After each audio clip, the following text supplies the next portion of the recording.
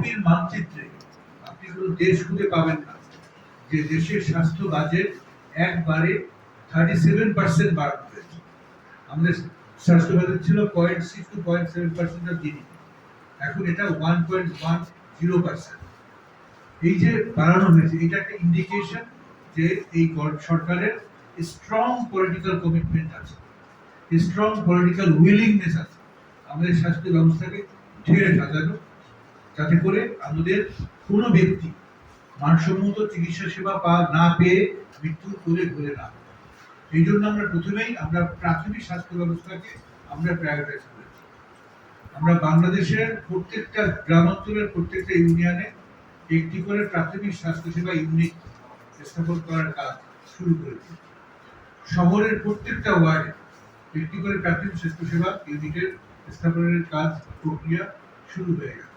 আমরা মনে করি, এবং আমরা এই যে 1 লক্ষ নতুন স্বাস্থ্যকর্মী সহ আমাদের যারা এক্সিস্টিং স্বাস্থ্যকর্মী আছে, যেমন হেলথ অ্যাসিস্ট্যান্ট আছে, ফ্যামিলি ওয়েলফেয়ার অ্যাসিস্ট্যান্ট আছে, সিএসসিপি আছে, এদের একীভূত করে আমরা হেলথ অ্যান্ড ওয়েলবিং ওয়ার্কার তৈরি করার আমরা পরিকল্পনা প্রণয়ন করেছি।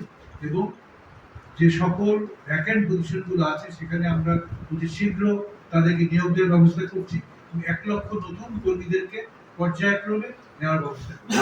এইটার মাধ্যমে আমরা মনে করি যে বাংলাদেশের প্রতিটি ঘরে, আমার আপনার প্রতিটি ঘরে একজন স্বাস্থ্যকর্মী 2 থেকে 3 মাসের মধ্যে একবার যাবে, যে আমাদের সকল অ্যাডাল্ট মেম্বারদের ব্লাড প্রেশার দেখবে, ব্লাড সুগার দেখবে, মেন্টাল হেলথের একটা স্ক্রিনিং করবে, যারা রিপ্রোডাক্টিভ এজ ম্যারিড উইমেন আছে তারা প্রেগনেন্ট কিনা সেটাকে শনাক্ত করবে, ছোট বাচ্চা 5 বছরের বাচ্চার আপনার নিউট্রিশন মনিটর করবে, তাদের হাইট ওয়েট দেখবে, যদি পরিকল্পনার সামগ্রিক প্রয়োজনে সেগুলোকে ডিস্ট্রিবিউট করবে, টিকার দরকার হলে টিকা সময় মধ্যে পায় সেই ব্যবস্থা করবে। তার মানে একটা প্যাকেজ অফ আপনার প্রিভেন্টিভ হেলথ সার্ভিস আমরা প্রত্যেকের দোরগোড়ায় 2 থেকে 3 মাস পর পর এই স্বাস্থ্যকর্মীদের মাধ্যমে ডেলিভারি। যদি আমরা এটা সমর্থ হই সারা বাংলাদেশে, আপনাদের আজকে যে প্যাশেন্ট লোড দেখছেন, এই প্যাশেন্ট লোড হচ্ছে তার কারণ আমাদের দেশের চিকিৎসা ব্যবস্থা হলো টু মাস ট্রিটমেন্ট সেন্টার। আমাদের হেলথ সিকিং বিহেভিয়ারটাই এমন যে আমরা অত্যন্ত অসুস্থ না হলে পরে আমরা স্বাস্থ্য ব্যবস্থার কাছাকাছি যাই, ডাক্তারের শরণাপন্ন হই। কিন্তু আমরা রাষ্ট্রীয়ভাবে এমন ব্যবস্থা করতে চাই যাতে করে যেগুলো ব্যক্তি রোগে ভোগায় একেবারে প্রাথমিক স্টেজ শনাক্ত হয়, যাতে করে তাকে আপনার সারা জীবনের যে রোগের বোঝা এইটা বয়ে বেড়াতে না হয়, এবং তার জন্য যে বাড়তি খরচ আমাদের, আপনারা জানেন কিনা আমাদের দেশে আউট অফ পকেট এক্সপেন্ডিচার 73 থেকে 79%। 100 টাকা খরচ করে নিজের পকেট থেকে 73 থেকে 79 টাকা খরচ হয়। এইটা যদি আমরা কমাতে চাই, আপনাদের মধ্যে হাসপাতালগুলো যদি আমরা রোগীর চাপ কমাতে চাই, আমাদের প্রাথমিক স্বাস্থ্যসেবাকে মজবুত করতেই হবে। সেই কাজ করার কাজ আমরা শুরু করছি। আপনারা আরো শুনে খুশি হবেন যে আপনাদের এই যে জেলা হাসপাতালগুলো বসে আছে, এইটাকে কেন্দ্র করে এই জেলার যতগুলো উপজেলা আছে, উপজেলা স্বাস্থ্য কমপ্লেক্স আছে, এইগুলোকে নিয়ে আমরা সেকেন্ডারি হেলথ ইউনিট আমরা তৈরি করার কাজ শুরু করছি। বর্তমানে জেলা হাসপাতালের সাথে উপজেলা হেলথ কমপ্লেক্সের কোনো যোগাযোগ নেই, বা উপজেলা একটার সাথে আরেকটা কোনো যোগাযোগ নেই। আমরা এই সবগুলোকে নিয়ে একটা ইউনিটে আমরা রূপান্তরিত করব, যাতে করে আপনার সাধারণ মানুষ, এই ফেনী জেলার মানুষকে খুব সিরিয়াস কিছু না হলে পরে ফেনী জেলার বাউন্ডারির বাইরে যাওয়া না। আমরা এই হাসপাতালকে অনেক বেশি শক্তিশালী করব, যাতে করে বেশিরভাগ রোগের কম্প্রিহেন্সিভ চিকিৎসা, সার্জারি সব এই হাসপাতালেই হয়। আরো 3টা কাজ আমরা করার কাজ হাত দিয়েছি। একটা হলো যে নিরবিচ্ছিন্ন বিদ্যুৎ পাওয়ার জন্য আমরা প্রত্যেকটা উপজেলা স্বাস্থ্য কমপ্লেক্স, প্রত্যেকটা জেলা হাসপাতালের যে রুপটপ আছে ছাদে আমরা সৌর বিদ্যুৎ স্থাপনের একটা সিদ্ধান্ত নিয়েছি। এইবার এগুলো ডেভেলপমেন্ট প্ল্যান হয়েছে, যাতে করে নিরবিচ্ছিন্ন বিদ্যুৎ সাপ্লাই পাওয়া যায়। 1 নম্বর।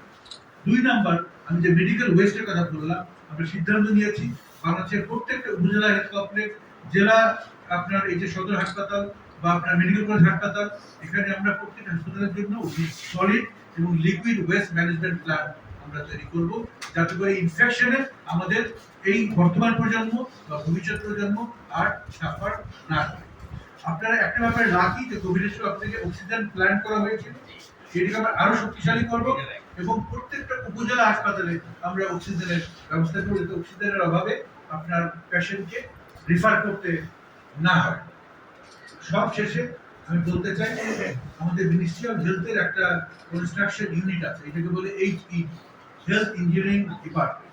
আমরা এই HED কে শক্তিশালী করার কাজে হাত দিয়েছি এবং প্রত্যেকটা হাসপাতাল, আপনাদের হাসপাতাল সহ দ্রুত অবকাঠামো, যে লিফটের কথা বললেন, লিফটের অবস্থা খারাপ, বা অন্য যে কোনো, যদি বিদ্যুতের লাইন নষ্ট হয়, অক্সিজেনের লাইন নষ্ট হয়, কোথাও যদি ভেঙে যায়, বাথরুমের যদি আপনার ফিটিংস গুলো নষ্ট হয়ে যায়, এগুলো অত্যন্ত স্বল্পতম সময়ের মধ্যে যাতে এগুলো ঠিক করা যায়, সেই জন্য আমরা হেলথ ইঞ্জিনিয়ারিং ডিভিশনের আপনার তাদের যে ক্যাপাসিটি, এই ক্যাপাসিটি সামর্থ্য বৃদ্ধি করার কাজে হাত দিয়েছি এবং এই জন্য একটা আলাদা প্রকল্প গ্রহণ করা হবে, যাতে আপনাদেরকে 24/7 সপ্তাহে 7 দিন 24 ঘন্টা এই মেইনটেনেন্স সার্ভিসটা যাতে হাসপাতালের জন্য অ্যাভেলেবল করে দেওয়া হয়।